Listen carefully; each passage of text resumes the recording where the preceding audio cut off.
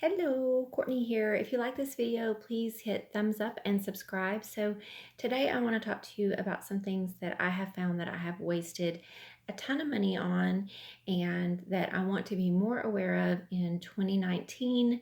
And so I want to tell you that right now. So I did a couple of things that were kind of stupid because I just didn't know and I got in a hurry. One is I bought this Chromebook.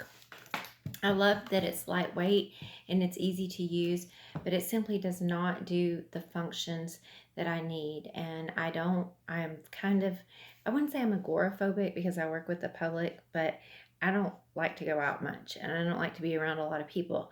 So if I can avoid going to a store and shopping, I do. But I really wish I had just gone to like Best Buy or someplace like that and had someone help me.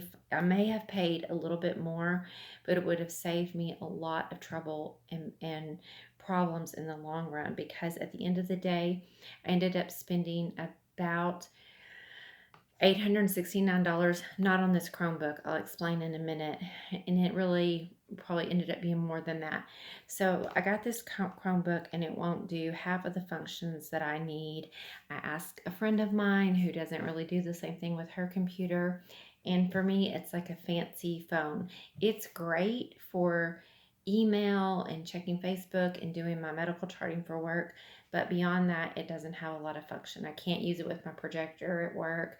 I can't do video content or editing.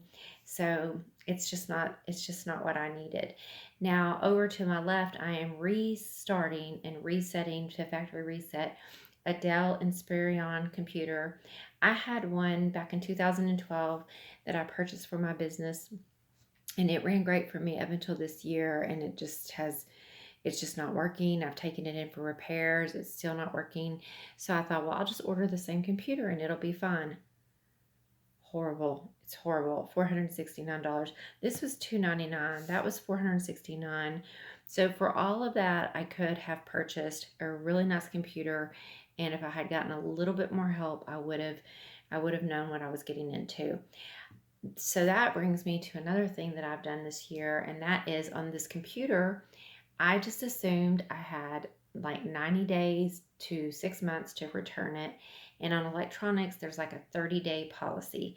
That is not the first time this year that I did not look at a return policy close enough or read the fine print. There's actually been several times this year where I have not read the fine print, from canceling our cable to this computer to my, I don't know how this happened, but 3 years ago, we gave my son like $100 package to watch some fights on TV or something like that. I don't know, MMA fights or something. He's into martial arts. And there was fine print that said, when you do this, you're basically agreeing to have your account credited.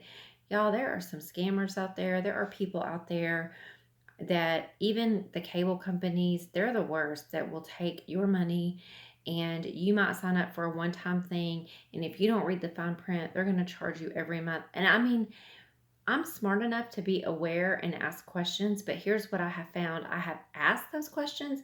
Number one, I don't see at all very good at all, so I can't even see fine print very well.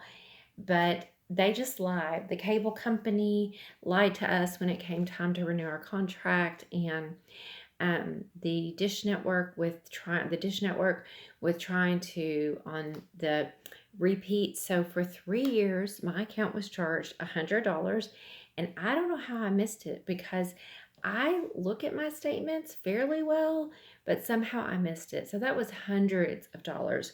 The other thing is, you know how you have like Amazon Music and Amazon Kindle? Well, I had had a Kindle account. I purchased the Kindle and I purchased books, but I don't ever remember signing up for Kindle for a fee for $10 unlimited a month. I don't know if I pushed so I don't know how it happened. But what I would say is, they say that Americans have really severe, what they call app apathy, and that there will be things that we buy, apps and stuff like that, that we don't realize that we have hundreds of dollars on our that we're paying every month in app fees and subscription fees and things like that. So what really hit me the other day is, so I just had that Kindle fee, and I've had some things where I haven't looked at the return policy well enough, thinking I had time and I didn't. Excuse me, alarm just went off. And the other thing that I noticed, and this isn't so much with me, but I was watching one of those budget videos the other day where people show their budget and what they're spending on. Y'all, I mean, really, the things that people are saying that they need, it's bad. Like, this person worked for the government and the government shut down, and I mean, they were paying $100 a month for fantasy football. They were paying, and I'm not judging because I have things I pay for that add value to my life. But this particular person's list went on and on and on. Their kid was in so many activities. I thought, all I could think was that poor child. Like, that child is going to school full time because the kid was in school, and also like doing swim lessons and Spanish lessons, and they just, the subscriptions that they had and the apps that they had, because she was showing that she didn't want to go in and change all of these things.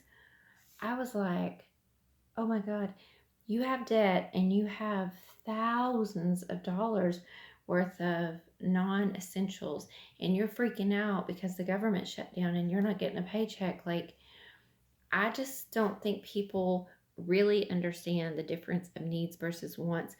And I was just thinking when I was seeing all that, like, do you really have the time? Like, you work full time to take your kid to all these events, play fantasy football, and use all of these subscriptions.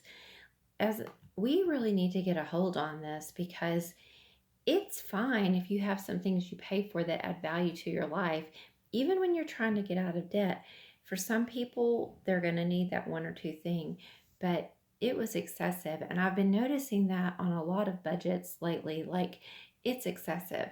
So definitely check those debit card statements, credit card statements, your bank account.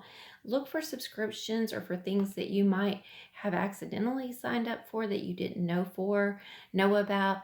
Check those return policies, use the magnifying glasses, and read the fine print, because it can save you hundreds of dollars, thousands of dollars a year.